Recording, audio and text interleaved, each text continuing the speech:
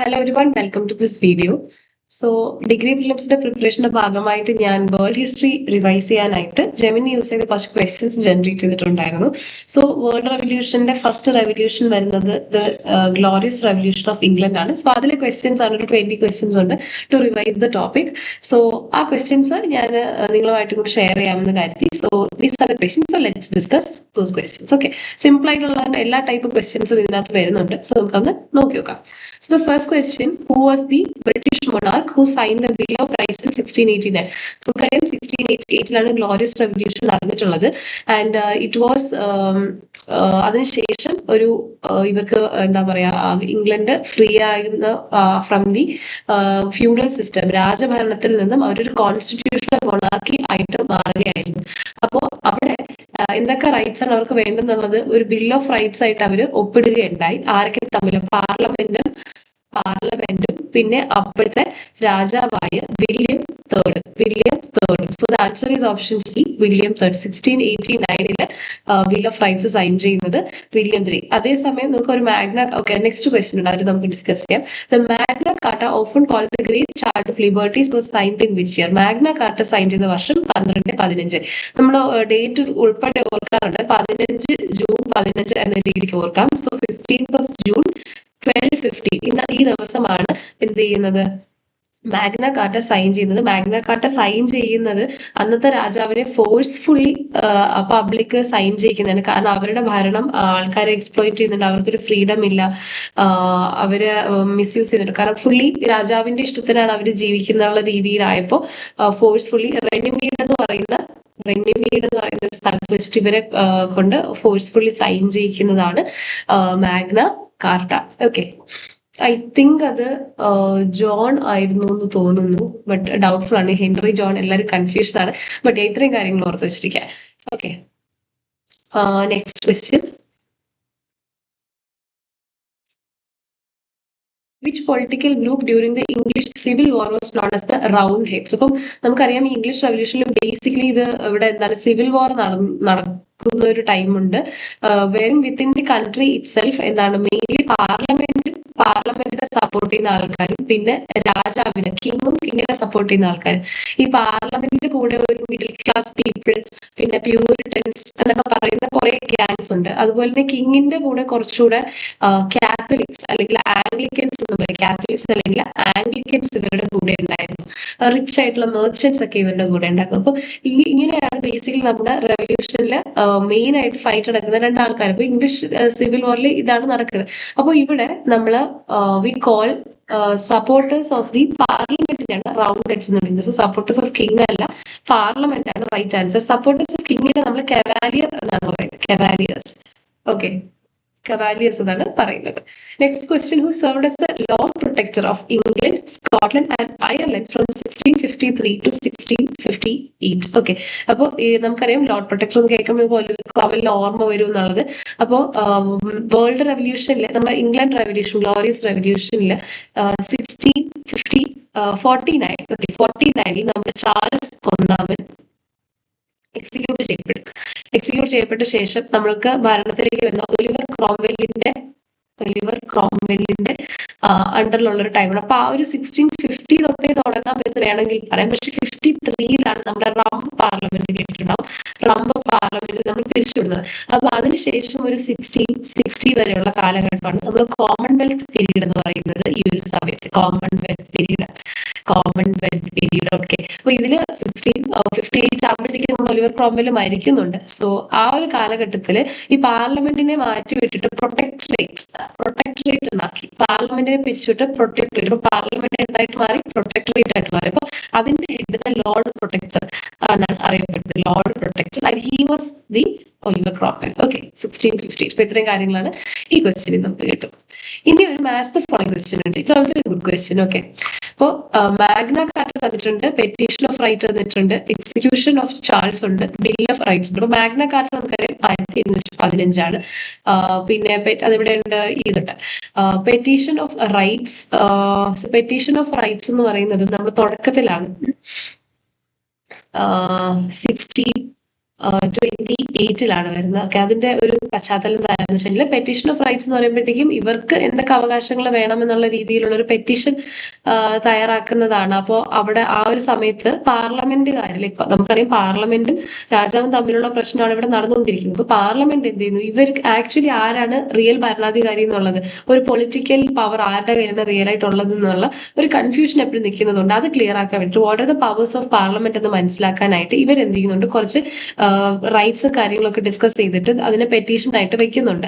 അപ്പോൾ എന്താ ചെയ്യുന്നതെന്ന് വെച്ച് കഴിഞ്ഞാൽ ഇത് വലിയ താല്പര്യമൊന്നും ഇല്ലാത്ത രാജാവ് അക്സെപ്റ്റ് ചെയ്യെങ്കിലും പിറ്റേ വർഷം 1629 അടുപ്പിച്ചെങ്ങാണ്ടോ നമ്മൾ പാർലമെന്റിനെ പിരിച്ചുവിടുകയും ചെയ്യുന്നുണ്ട്.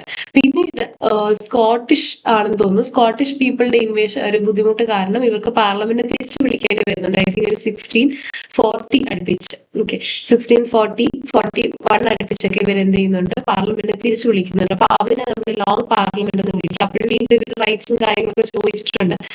അങ്ങനെയാണ് അത് പോകുന്നത്. അപ്പൊ നമുക്ക് 1628-ലാണ് അടുത്തത് വരുന്നത് ഏതാ, പെറ്റീഷൻ ഓഫ് റൈറ്റ്സ്. അത് എക്സിക്യൂഷൻ ഓഫ് ചാർജ് നമ്മൾ 1649-ലാണെന്ന് പറഞ്ഞു. ബിൽ ഓഫ് റൈറ്റ്സ് നമ്മൾ പറഞ്ഞു ഏതാണ്, നമ്മൾ ഗ്ലോറിയസ് റെവല്യൂഷൻ നടക്കുന്ന 1688, അടുത്ത വർഷം 1689 അതിലാണ് എന്ത് ചെയ്യുന്നത്, നമുക്ക് ബിൽ ഓഫ് റൈറ്റ്സ് സൈൻ ചെയ്യിപ്പിക്കുന്നത്. സോ ഒന്നിന്റെ ആൻസർ 1215 ഈസ് 3 വരുന്ന 2 ഓപ്ഷൻസ് ഉണ്ട്, ബാക്കി രണ്ടും പോയി. പിന്നെ അടുത്ത് വരുന്നത് രണ്ടാമത്തത് പെറ്റീഷൻ ഓഫ് റൈറ്റ്സ് ആണ് 1628, 1628 ഒന്നാണ് വരുന്നത്. അപ്പൊ ഇതാണ് ആൻസർ, ഇത് letter. So this one is the right match. Okay, next question. കുറച്ച് ഇവന്റ്സ് വന്നിട്ടുണ്ട്, ക്രോണോളജിക്കൽ ഓർഡറിൽ അറേഞ്ച് ചെയ്യാനാണ് പറഞ്ഞിട്ടുള്ളത്. ഓക്കെ, അപ്പൊ ഇതാണ് നമ്മുടെ ഇത് ഇവന്റ്സ് എന്ന് പറഞ്ഞാൽ ഫസ്റ്റ് പറഞ്ഞിട്ടുള്ള ചാൾസിന്റെ എക്സിക്യൂഷൻ ആണ്. പിന്നെ signing off petition of rights, glorious revolution, Commonwealth period. Charles execute ആണ് 1649 ആണെന്ന് പറഞ്ഞു. Signing off petition of rights 1628 ആണ്. ഗ്ലോറിയസ് റെവല്യൂഷൻ 1688 ആണ്.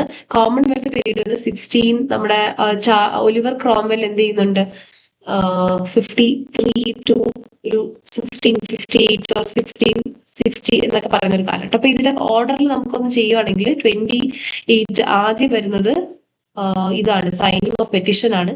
ഇപ്പൊ 2 ആണ് ആദ്യം വരുന്നത്. അടുത്ത് ഇത് കഴിഞ്ഞ് അടുത്തത് 28 കഴിഞ്ഞാൽ 88, 49 എക്സിക്യൂഷൻ ഓഫ് ചാൾസ് ആണ് വരുന്നത്. അപ്പൊ 1 ഇത് കഴിഞ്ഞു. ഇനി ഇവർ രണ്ടുപേരും ഇതിൽ ആദ്യം വരുന്നത് നമ്മുടെ കോമൺവെൽത്ത് പീരീഡ് ആണ്, വിച്ച് ഇസ് 4. അടുത്തത് 3 ആയിരിക്കും, 2 and 4. ഇത് തന്നെയാണ് ആൻസർ വരുന്നത് കേട്ടോ, വേറെ ഓപ്ഷൻസ് നോക്കേണ്ടി വന്നിട്ടില്ല. ഓക്കെ, അപ്പോൾ ഇവിടെ കുറച്ച് സ്റ്റേറ്റ്മെന്റ് ടൈപ്പ് ക്വസ്റ്റ്യൻസ് ആണ്, നമുക്കൊന്ന് ശ്രദ്ധിച്ച് ആൻസർ ചെയ്യാം. ഡൗട്ട് ഉണ്ടെങ്കിൽ ഇതിന്റെ എക്സ്പ്ലനേഷൻസും കൂടെ ഒന്ന് നോക്കാം കേട്ടോ. So statement 1, since it is my also revision there will be doubts at times. So നിങ്ങളും കൂടെ നിങ്ങളുടേതായ രീതിക്കും കൂടെ ഒന്ന് ക്രോസ് ചെക്ക് ചെയ്യില്ല. But this so far it was right. Statement type പൊതുവെ എനിക്ക് കുറച്ച് ഡിഫിക്കൽട്ട് ആയിട്ട് ഫേസ് ചെയ്യുന്നതാണ്. കാരണം ഒരു 4-5 സ്റ്റേറ്റ്മെന്റ്സ് തന്നാലും 1, 2, 3, 4, 5 സ്റ്റേറ്റ്മെന്റ് തന്നിട്ട് ഇപ്പം 3 ശരി, 2 ശരി, എല്ലാം ശരി എന്നൊക്കെ ചോദിക്കുമ്പോൾ പിന്നെ എലിമിനേറ്റ് ചെയ്യാൻ പറ്റുന്ന പോലെ എനിക്ക് ഫീൽ ചെയ്യാറുണ്ട്. അതേസമയം 2 സ്റ്റേറ്റ്മെന്റ് തന്നിട്ട് ഏത് ശരി ഏത് തെറ്റ് അങ്ങനെ പറയുമ്പോൾ കുറച്ച് ഡിഫിക്കൽട്ടി എനിക്ക് ഫീൽ ചെയ്ത ടൈപ്പ് ഓഫ് ക്വസ്റ്റ്യൻ ആണ്. അപ്പൊ അത് ഞാനൊന്ന് പ്രാക്ടീസ് ചെയ്ത് വിചാരിച്ചു. സോ ദ സ്റ്റേറ്റ്മെന്റ് 1 എന്ന് പറയുന്നത് വെച്ചാൽ glorious revolution of 1680 it was A bloodless transition of power that established parliamentary supremacy. അപ്പൊ ഇവിടെ എന്താണ്, ഗ്ലോറിയസ് റെവല്യൂഷൻ ഓഫ് 1688 വർഷം ശരിയാണ്. ബ്ലഡ്ലെസ് ട്രാൻസിഷൻ, നമ്മൾ ബ്ലഡ്ലെസ് റെവല്യൂഷൻ എന്നൊക്കെ പറയുന്നുണ്ട്. എവിടെയാണ് പവറിന്റെ ട്രാൻസിഷൻ ആണ് അവിടെ നടക്കുന്നത്, ശരിയാണ് അല്ലെ. നമ്മൾ രാജഭരണത്തിൽ നിന്ന് കോൺസ്റ്റിറ്റ്യൂഷണൽ മൊണാർക്കിയിലോട്ട് മാറുന്നതാണ്. അപ്പൊ പാർലമെന്ററി സുപ്രമസി ആണ്.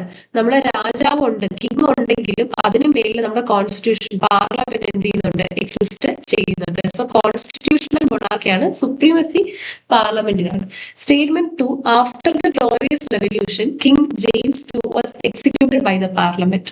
ഗ്ലോറിയസ് റെവല്യൂഷന് ശേഷം 1688-ലാണ് നമ്മൾ റിവല്യൂഷൻ ഉള്ളത്. 1688 ബിൽ ഓഫ് റൈറ്റ്സ് സൈൻ ചെയ്തു. ഇവിടെ ആരെങ്കിലും എക്സിക്യൂട്ട് ചെയ്യുന്നുണ്ടോ? ഇല്ല. ഈ സമയത്ത് ഉണ്ടായിരുന്ന രാജാവ് നേരെ ഫ്രാൻസിലേക്ക് ഇയാൾ ഒളിക്കുകയുണ്ടായി. 1701 വരെ അദ്ദേഹം അവിടെ ഉണ്ടായിരുന്നു. എന്നിട്ട് അവിടെ വെച്ച് അദ്ദേഹം മരിക്കുകയാണ് ചെയ്യുന്നത്, അല്ലാതെ നമ്മൾ എക്സിക്യൂട്ട് ഒന്നും ചെയ്യില്ല. അതേസമയം 1649 ചാൾസ് ഒന്നാമത് നമ്മൾ എന്ത് ചെയ്യുന്നുണ്ട്, എക്സിക്യൂട്ട് ചെയ്യുന്നുണ്ട്. ഈ ജെയിംസിനെ അല്ല, ചാൾസിനെയാണ് നമ്മൾ എക്സിക്യൂട്ട് ചെയ്യുന്നത്. ജെയിംസിനെ എങ്ങനെ കൊല്ലേണ്ടി ഒന്നും വന്നിട്ടില്ല. ഓക്കെ, അപ്പോ രണ്ടാമത്തത് തെറ്റാണ്, ഒന്നാമത്തത് ശരിയാണ്. 1 is true, 2 is false. നമുക്കൊന്ന് ചെക്ക് ചെയ്ത് നോക്കിയാലോ. I'll just check. Okay.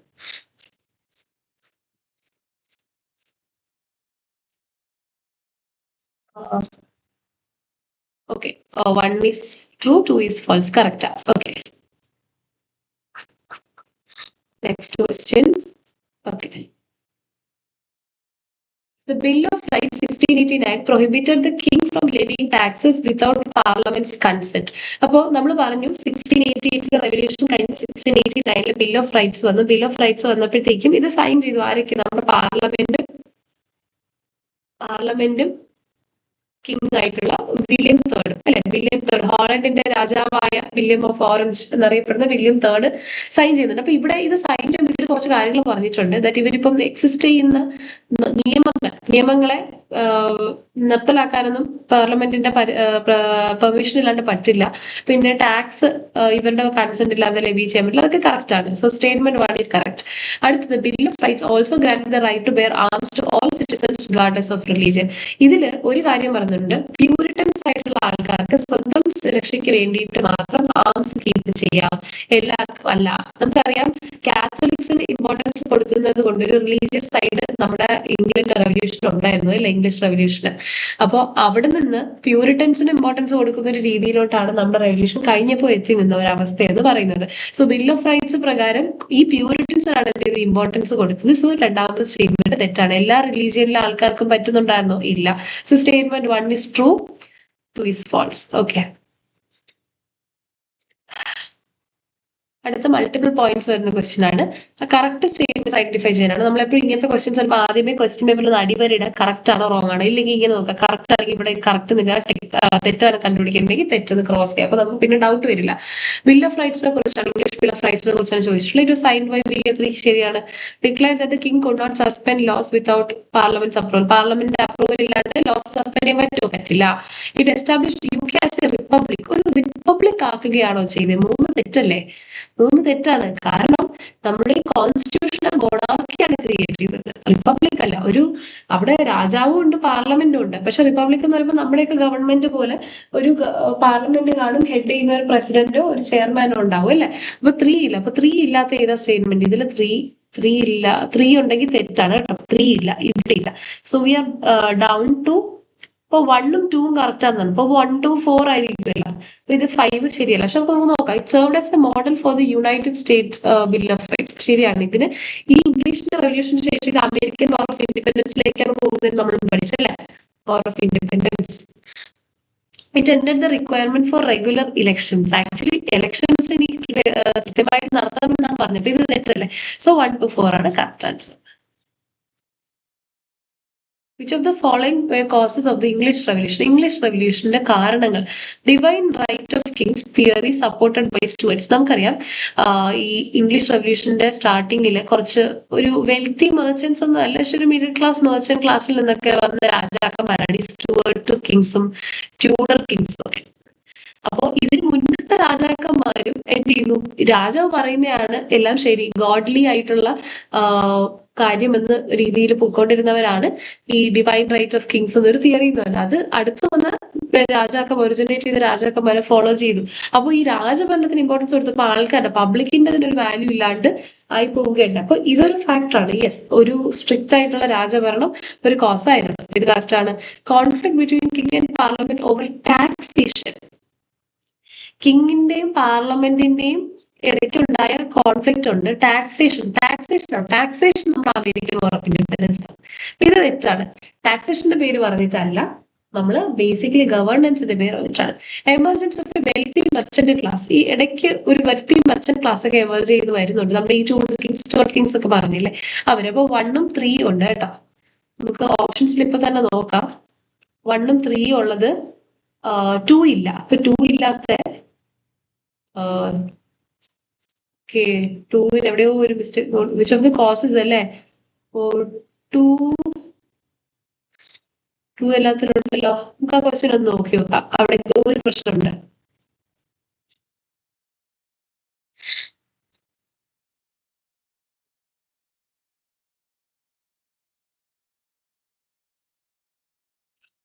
ഇവിടെ പറയുന്നത് religious unity four is because religion was a dividing factor because 1, 2, 3, 5 എന്നാണ് കേട്ടോ പറഞ്ഞത്. ടാക്സേഷൻ ഒരു മെയിൻ റീസൺ ആയിരുന്നില്ല. പക്ഷെ ടാക്സസ് അവര് ഈടാക്കുന്നുണ്ടായിരുന്നു. But the main reason American war of independence നമുക്കത് മെയിൻ ആയിട്ട് വരുന്നത് കേട്ടോ. നമുക്ക് ബാക്കി ഒന്ന് ക്രോസ് ചെക്ക് ചെയ്യാം. Complete religious unity between Catholics and Puritans.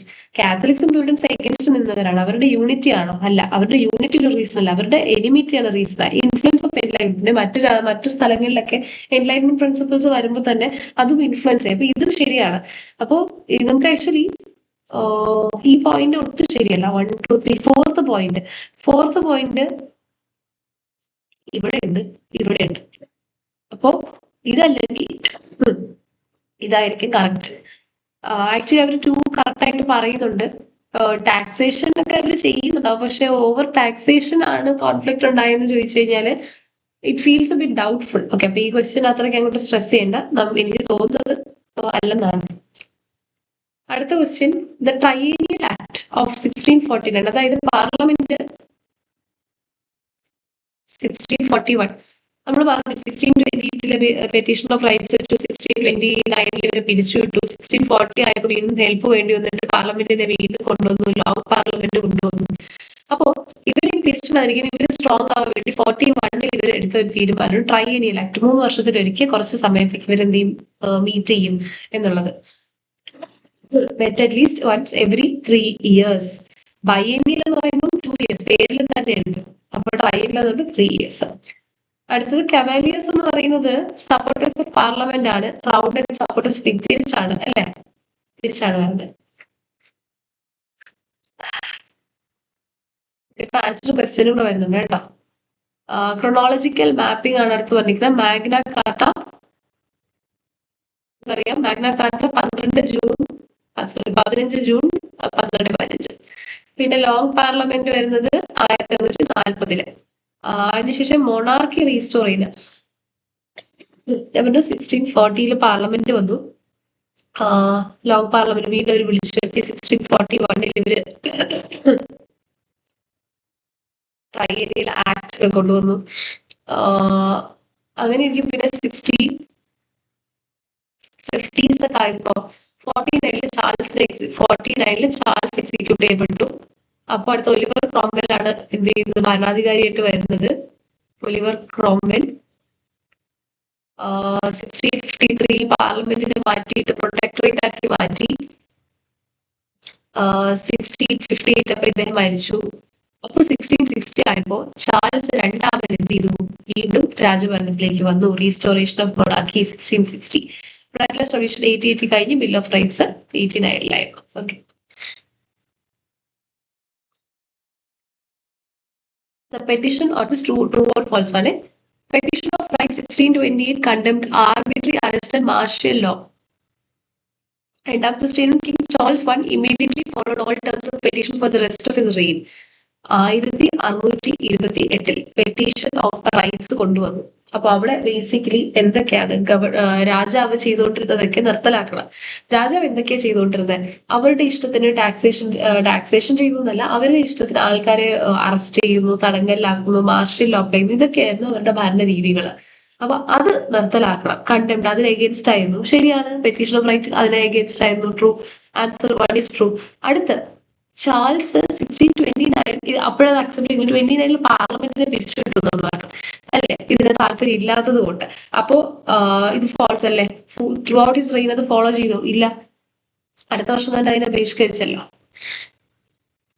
Next question, which institutions were abolished by the long parliament to limit royal authority? അപ്പൊ ഈ ലോങ് പാർലമെന്റ് വന്ന സമയത്ത് ഇവരെന്ത് ചെയ്തിട്ടുണ്ട്, രാജാക്കന്മാരുടെ അല്ലെങ്കിൽ റോയൽറ്റീസിന്റെ അണ്ടറിലുള്ള പ്യൂർലി റോയൽ ഇൻസ്റ്റിറ്റ്യൂഷൻസിലേക്ക് എന്ത് ചെയ്യണം, ഒഴിവാക്കണമെന്ന് ഇവർ പറഞ്ഞിട്ടുണ്ട് ലോങ് പാർലമെന്റിൽ വരുന്ന സമയത്ത്. അപ്പോ court of star chamber, court of high court, house of Commons അല്ല, അവിടെ എല്ലാവരും വരുന്നതാണ്.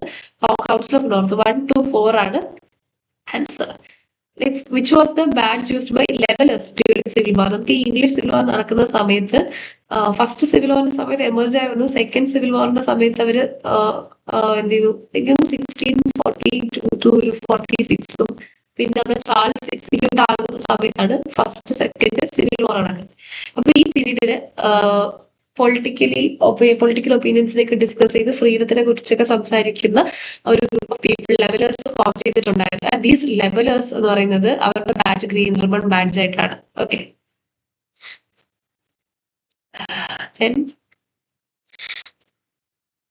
in which year did King James to escape to France?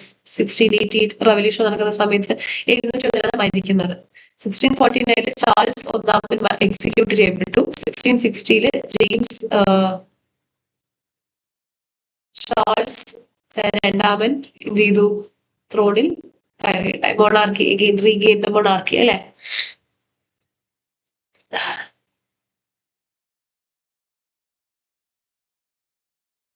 Charles രണ്ടാമന് ശേഷമാണ് കേട്ടോ, അദ്ദേഹം മരിക്കുമ്പോഴാണ് പിന്നെ ജെയിംസ് രണ്ടാമൻ. ഐ തിങ്ക് അതൊരു 1685 എങ്ങാണ്ടോ ആണ് വരുന്നതെന്ന് തോന്നുന്നു. അപ്പോഴാണ് ജെയിംസ് രണ്ടാമൻ വരുന്നത്. പുള്ളിയാണ് പിന്നീട് എന്ത് ചെയ്യുന്നത് 88 ആയപ്പോഴത്തേക്കും പോയത്. Then the Commonwealth period 1649 to 60 കണ്ടോ. ചാൾസ് മരിക്കുന്നത് തൊട്ട് 60 വരെയുള്ള സമയം, അടുത്ത രാജാവ് വരുന്ന വരെയുള്ള ഇടയ്ക്കുള്ള പീരീഡാണ് നമ്മൾ കോമൺവെൽത്ത് എന്ന് പറഞ്ഞത്. അത് മാറി കയറിയൊക്കെ വരും കേട്ടോ. Was a time in England was governed as a republic അല്ലെ, ശരിയാണ്. അപ്പോഴും നമ്മുടെ ക്രോംവെൽ മാത്രം ഒരു ഹെഡ് ആയിട്ട് ലോർഡ് പ്രൊട്ടക്ടർ ആയിട്ട് നിന്നു. Puritan values strictly enforced. ആ സമയത്ത് പ്യൂരിറ്റൻ വാല്യൂസ് ആണ് ഏറ്റവും കൂടുതൽ. കാത്തലിക്സിന് ഇമ്പോർട്ടൻസ് കൊടുത്തില്ല, അത് ശരിയാണ്. So both are true. Who was the primary author of Grand Remonstrance? Grand Remonstrance എഴുതിയത് ആരാണ്? ജോൺ പിം ആണ്. എഡ്വേർഡ് കോക്ക് ചെയ്തത് നമ്മുടെ petition of rights.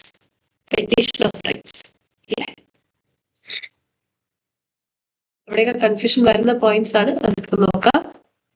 Then the instrument of government is regarded as the first what in England? Instrument of government എന്നത് ഇംഗ്ലണ്ടിന്റെ ആദ്യത്തെ written constitution ആയിട്ടാണ് പറയപ്പെടുന്നത്.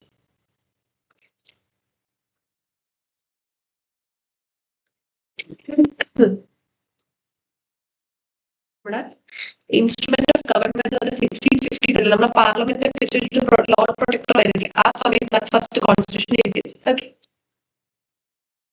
സോ ഇത്രയും ക്വസ്റ്റ്യൻസ് ആണ് ബേസിക് ആയിട്ട് എന്റെ നോട്ട്സ് വെച്ചിട്ട് ഞാൻ ജനറേറ്റ് ചെയ്ത് റിവിഷൻ ചെയ്ത്. So with this you will have A really good idea about ഇംഗ്ലണ്ടിൽ നടന്ന റെവല്യൂഷൻ. ഓക്കെ, സോ ഇതുപോലെ ഞാൻ സ്റ്റഡി ചെയ്യുമ്പോൾ ഷെയർ ചെയ്യാൻ പറ്റുന്ന വീഡിയോസ് ഒക്കെ ഷെയർ ചെയ്യാം. So that will be helpful for your revision too. So yes, വേറെ ഏതെങ്കിലും ടോപ്പിക്സ് വേണമെന്നുണ്ടെങ്കിൽ യു ക്യാൻ സ്പെഷ്യലി മെൻഷൻ. അതിൽ ഞാൻ പഠിക്കുമ്പോഴത്തേക്കും അതിൻ്റെ കൂടെ വീഡിയോസ് ഇട്ടേക്കാം. Okay, so thank you and also give your feedback on comments.